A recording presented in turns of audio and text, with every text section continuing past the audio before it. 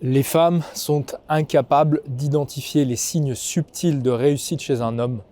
Ça, c'est une phrase qui m'a été prononcée mot pour mot par un pote à moi qui s'avère être riche, qui s'avère être blindé de thunes. Non pas par sa famille, mais parce que lui a travaillé. Et cette phrase, elle m'inspire beaucoup. Elle a inspiré cette vidéo, du moins. Parce que l'un des signes subtils, l'un des meilleurs signes subtils de réussite chez un homme, c'est généralement son ambition. Et pourtant, les femmes sont de bien piètres juges en ce qui concerne l'ambition des hommes. Et je vais vous expliquer pourquoi dans cette vidéo. Alors, prenons Jordan et Julien. Pour exprimer la première idée de cette vidéo. Jordan, c'est un conseiller particulier en banque, dans une grande banque commerciale. Il travaille en agence, quoi, conseiller particulier en agence. Il est toujours très bien sapé en costume Calvin Klein, il a toujours sa barbe bien taillée. Quand on lui demande ce qu'il fait dans la vie, lui il dit qu'il est banquier. Ce qui est assez impressionnant pour les gens autour de lui, sa copine, sa famille, ses potes.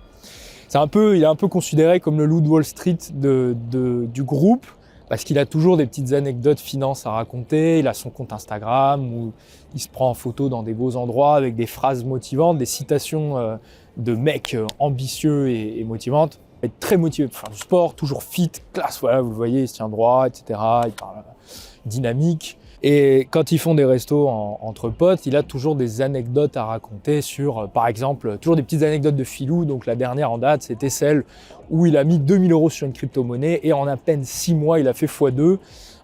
Et avec cet argent-là, ils sont allés se faire un beau voyage à Dubaï avec sa copine. Et sa copine, quand elle entend ces anecdotes, elle le regarde avec des grands yeux amoureuses. Et son ambition à Jordan, sa plus grande ambition, c'est d'acheter sa résidence principale avec sa petite copine et d'y vivre avec sa petite copine. Donc ça, c'est Jordan. Et après, vous avez Julien. Alors Julien, c'est pas le même animal. Julien, il était ingénieur en machine learning chez Dassault jusqu'à ce qu'il démissionne pour se consacrer à temps plein sur son propre projet. Et là, il a pris toutes ses économies, il a tout foutu sur son propre business et son projet en intelligence artificielle. Donc lui, son quotidien n'a rien à voir avec celui de Jordan. Son quotidien, c'est 12 heures par jour à bouffer du code et des pizzas sous amphétamine. Voilà. Puisque lui, son ambition, c'est de démocratiser l'accès aux robots et de créer des robots qui parlent un peu pour tout le monde, et pas seulement pour des gens richissimes. Récemment, Amazon lui a proposé 5 millions d'euros pour acheter sa boîte. Il a refusé. Pourtant, sa mère est persuadée qu'il est dépressif et son banquier Jordan est persuadé que c'est un glandeur. Vous avez les deux, vous avez Jordan, le conseiller banquier, et vous avez Julien, l'ancien ingénieur. Posez-vous la question, lequel de ces deux hommes présente le mieux aux yeux des femmes en tant que modèle de réussite? Avec lequel de ces deux hommes, à physique égale, je dis bien, ils sont pareils physiquement, avec lequel de ces deux hommes les femmes, en moyenne, se projettent le plus aujourd'hui? C'est quoi la différence entre Julien et Jordan? Je fais des trucs comme Sarkozy là pour me réchauffer. C'est quoi la différence entre Julien et Jordan? La différence entre Julien et Jordan, c'est que Jordan, il a un petit peu d'ambition, mais il sait le marketer, il sait le mettre en avant. Et Julien, il a énormément d'ambition, mais il s'en bat les couilles de la mettre en avant a priori, puisque c'est pas sa priorité pour l'instant. Jordan, vous le voyez, vous dites il est dynamique, il est chaud, modèle de réussite, je lui confie ma thune. Vous voyez Julien, vous vous dites putain ce mec c'est un glandeur. Comme je vous dis, il y en a un qui a beaucoup d'ambition et il y en a un autre qui a moins d'ambition mais qui sait la marketer. Et c'est là la règle numéro 1 en séduction, c'est que la réalité prime sur l'illusion. Il vaut mieux avoir l'air ambitieux que de l'être réellement. Il vaut mieux avoir l'air intelligent que de l'être réellement. Sinon, il suffirait d'aller voir des filles et puis de leur montrer un test de QI et leur dire « Regarde, j'ai 130 de QI ». Ça ne marche pas comme ça. La séduction, c'est l'expression de l'intelligence, à travers l'humour, la créativité, les anecdotes, la tchatch, le storytelling, tout ce que vous voulez. Il vaut mieux en séduction avoir l'air fort plutôt que de l'être réellement. C'est-à-dire, il vaut mieux être musclé, avoir du volume, plutôt que de la force. En séduction, l'illusion prime toujours sur la réalité. Et ça, c'est une des premières règles. C'est pour ça qu'il vaut mieux avoir l'air ambitieux que de l'être réellement. Parce que très souvent, quand on est réellement ambitieux, ça peut venir bouffer, paradoxalement, l'expression de la réussite. Vous voyez ce que je veux dire?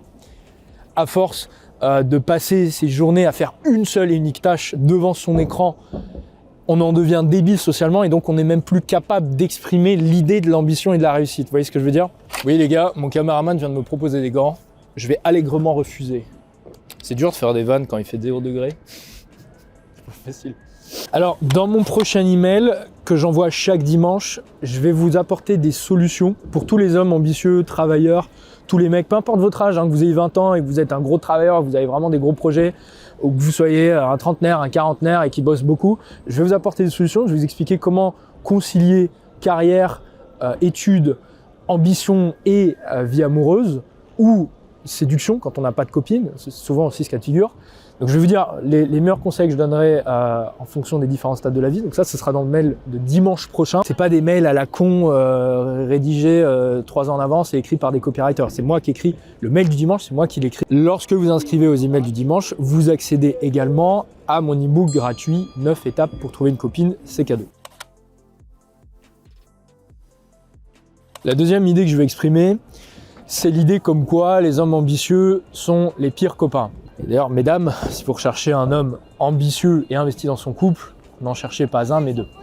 Mais c'est parce qu'en fait, les nanas, elles ont cette image complètement biaisée de ce que c'est un homme ambitieux, cette image un peu Disneyland, celle qu'on retrouve dans 50 nuances degrés, où en fait, dans 50 nuances degrés, par exemple, vous avez tous les signes superficiels de la réussite, mais vous n'avez pas la réalité qui va avec. C'est quoi la réalité qui va avec un homme ambitieux? C'est qu'un homme ambitieux, c'est un homme obsédé, c'est un homme indisponible et déséquilibré dans sa vie. Le work-life balance, c'est une connerie. Pour les hommes ambitieux, ça n'existe pas en fait. En fait, le work-life balance, c'est un petit peu l'antithèse de l'ambition. L'ambition, c'est tout au service d'une seule et unique tâche. C'est ce qu'on a vu avec Julien. Julien, contrairement à Jordan, il fait pas 1 milliard de trucs, il fait pas 1 milliard de voyages à Dubaï, il n'est pas en train d'investir son énergie à droite à gauche, dans du sport, dans du machin. Non, Julien, il a un seul et unique objectif et consacre sa vie à ça. À la quantité et le nombre de choses qu'une personne est prête à sacrifier pour atteindre ses objectifs. Et donc généralement, l'ambition, elle commence d'abord par bouffer les autres activités dans la vie d'un homme, puis ses passions, puis sa famille, puis ses amis, puis sa santé au bout d'un moment. Il y a plein d'exemples dans le cinéma qui expriment cette idée d'un homme qui est ambitieux et il pense le faire pour sa famille, et in fine, cela finit par détruire sa famille. Breaking Bad. J'allais le dire. Breaking Bad, excellente transition. C'était le deuxième exemple que je vais donner, mais Breaking Bad est un super exemple. C'est un professeur de physique qui apprend qu'il a un cancer et il a peur de ne plus avoir assez d'argent pour sa famille, donc il décide de devenir dealer de drogue. Why did you make these decisions? For the good of my family.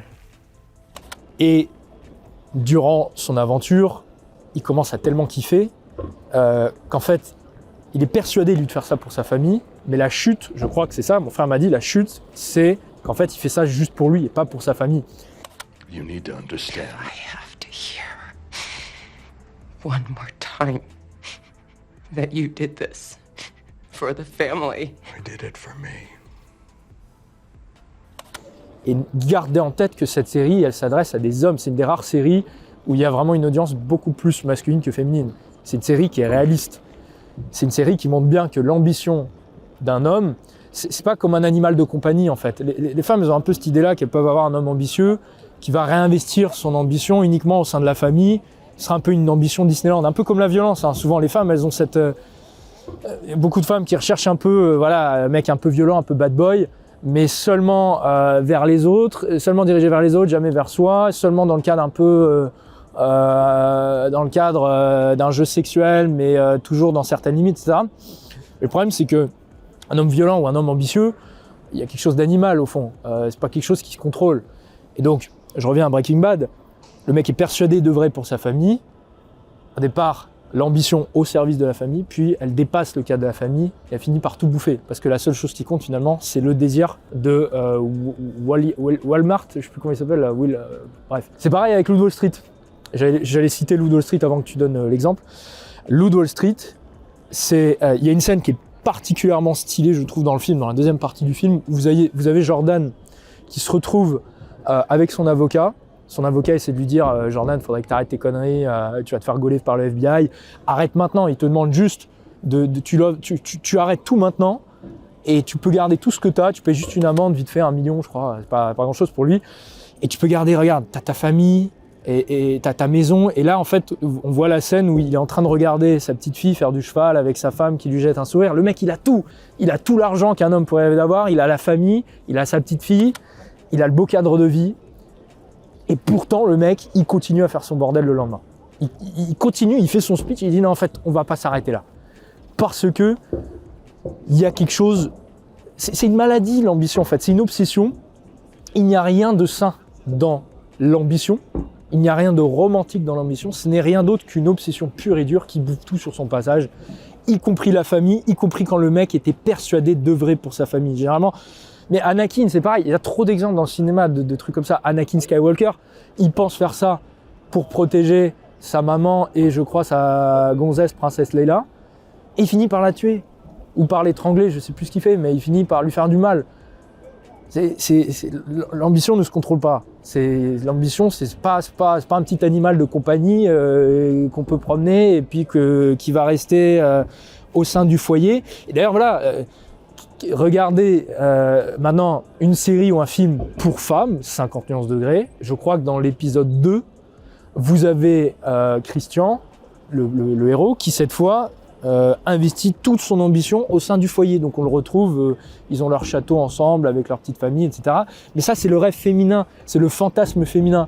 Un homme ambitieux qui décide d'investir toute son ambition au service d'une famille, de sa famille. Mais dans la réalité, ça n'existe pas. Soit un homme a un peu plus d'ambition que la moyenne et décide de l'investir entièrement pour la famille, soit un homme a beaucoup d'ambition et dans ces cas-là, ça va tout détruire sur son passage, généralement. Je fais des généralités, mais vous voyez l'idée. En fait, on pourrait dire que, au-delà d'une certaine limite, chaque unité supplémentaire d'ambition devient non plus un bénéfice, mais un coût pour la famille. Et ça, c'est quelque chose qu'on retrouve en économie qui s'appelle la loi des rendements décroissants. C'est-à-dire que tout investissement augmente la productivité jusqu'à un certain seuil, au-delà duquel tout nouvel investissement ne fait que diminuer la productivité. Comme quoi, il y a beaucoup de parallèles entre l'économie et les rapports hommes-femmes. Alors, on pourrait me dire, Léo, l'ambition, c'est pas que pécunier, matériel, financier, je suis d'accord. On peut donner un exemple peut-être plus banal qui parlera à plus de monde. On a pris Jordan et Julien, on peut prendre maintenant, je sais pas moi, Kevin, bodybuilder, 26 ans, va 6 fois à la salle par semaine, bodybuilder professionnel, pèse ses aliments toute la journée, peut-être même qu'il prend des produits. Il est plus gros, plus lourd, il est obligé de boffer comme un porc, c'est pas bon pour la santé. Il est peut-être essoufflé quand il monte des escaliers et il fait chier sa copine parce que c'est chiant, c'est coûteux pour la copine. Mais c'est ça l'ambition en fait.